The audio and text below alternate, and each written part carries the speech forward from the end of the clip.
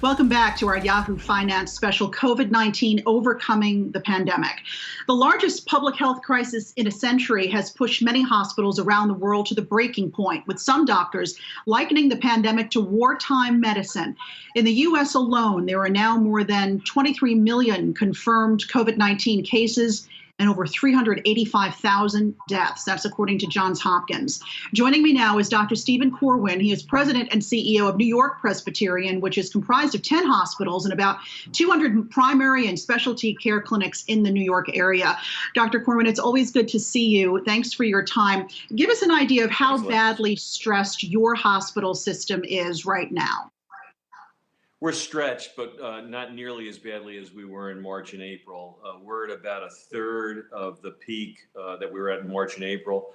And thankfully, if the current trend holds, we look like we've peaked out. We're sort of flattening now. So I think if the rest of this week turns out to be the same, we would start to see a decline next week by our probability models. So I'm encouraged by the signs that I see. Now, having said that, there are other areas of the country like Southern California, et cetera, that are still going through horrific phases of that. So we're certainly not out of the woods as a country, for sure. Yeah, we actually spoke to an ER doctor from LA last week. She was talking about how they're having to make the difficult decision to ration care there. They've stopped elective surgeries. None of that is going on within your hospital system, and do you foresee that happening in the coming weeks? We do load balancing within our 10 hospitals to make sure that no one hospital is overwhelmed. And we have various levels of surge, Alexis. So basically what we do is we titrate down the number of operations that we do or elective surgeries that we do, depending on how much COVID we have. So we're doing it about 40 to 50% of what we would ordinarily do. And we have committees of our surgeons and specialists to determine what gets done and what doesn't get done, and looking at our operating rooms, how much we have to scale back. So fortunately, we haven't had to cut out all electives, but about 50% of the electives we cut out to make sure that we have the ICU and the bed capacity for COVID patients. Sure, makes sense. I want to ask you about what the Trump administration did this week, releasing second doses of the vaccines that were reserved for booster shots. It's urging states to give the vaccine now to folks 65 and older, and also with those who have pre-existing conditions. What does this do to the logistics of administering the vaccine from where you stand? Well, I think it's a little bit of a Rubik's Cube. Clearly, we want to vaccinate as many Americans as we possibly can to get to herd immunity. So holding back all of the doses for second doses didn't make a lot of sense. There probably have been some analyses saying that more could be released. The problem, if you release all of them, is will you have enough vaccine for the second doses, or are you playing a game of Russian roulette where you're not quite sure? I believe strongly that we ought to follow the FDA guidelines.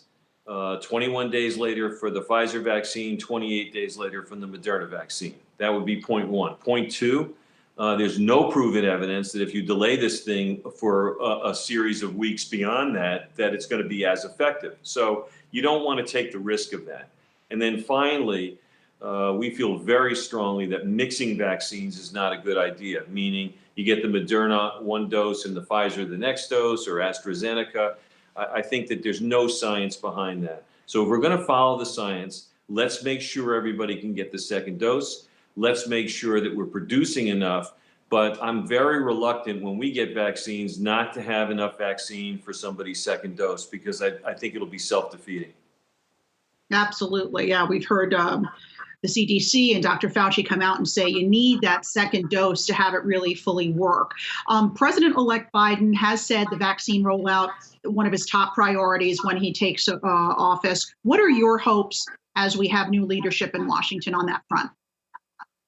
Well, we have to do mass vaccination. We have to have the federal support so that we get mass vaccination, so that we get as many vaccines out as possible. I love the idea of 100 million vaccinations in the first 100 days of office. I think that that's spot on.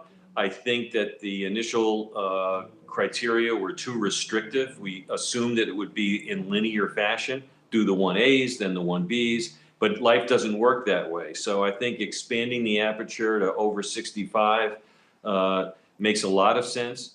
And then dealing with patients who have comorbid conditions that are immunocompromised. So I like the notion of opening up the aperture. You still have vaccine hesitancy in our communities of color. So we really do need public service campaigns, public awareness, education.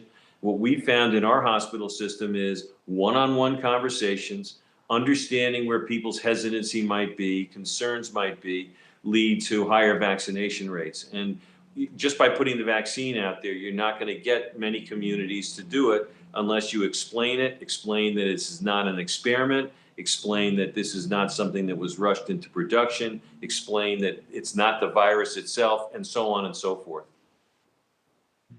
What percentage of your healthcare workers has been inoculated so far? And do you have both of the vaccines available at your hospitals? We have both of the vaccines. We had more Pfizer than Moderna because we have a lot of storage capacity at minus 80 degrees. But we've had both. We had most hesitancy in our communities of color within the hospital. We're at about 75% vaccinated so far without a mandate. And we found that vaccination rate going up when we do town halls, when we send out information, when we do one-on-one conversations. People then understand and then get the vaccine. So in the larger context, Alexis, what I would say is if we want to make sure that the vaccine is not only distributed equitably, but that people actually take it, we need a lot of education, particularly in underrepresented minorities, communities of color. Speaking of education, I know that New York Presbyterian is also a teaching hospital, and I'm curious what this pandemic has done to the incoming class, the graduating class.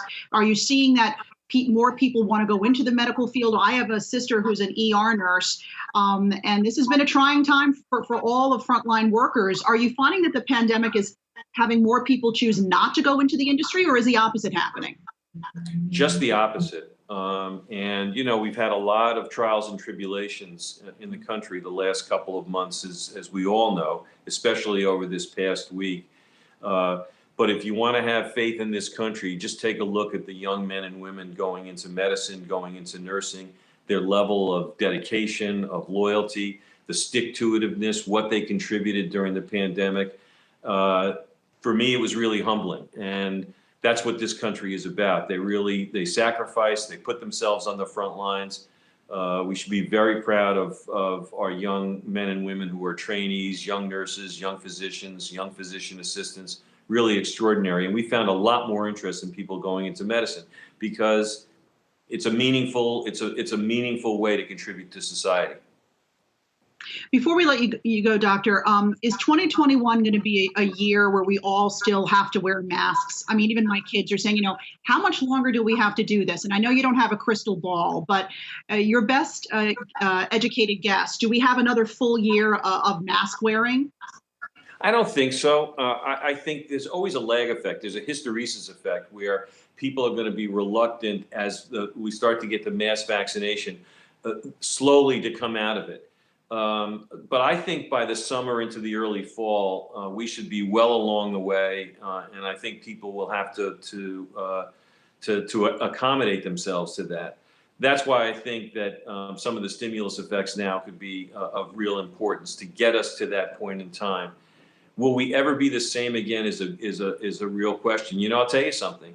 If you look at what the flu statistics were this year, they were extremely low, and a part of that is we've been so assiduous now about social distancing and mask wearing. Are we going to shake hands again?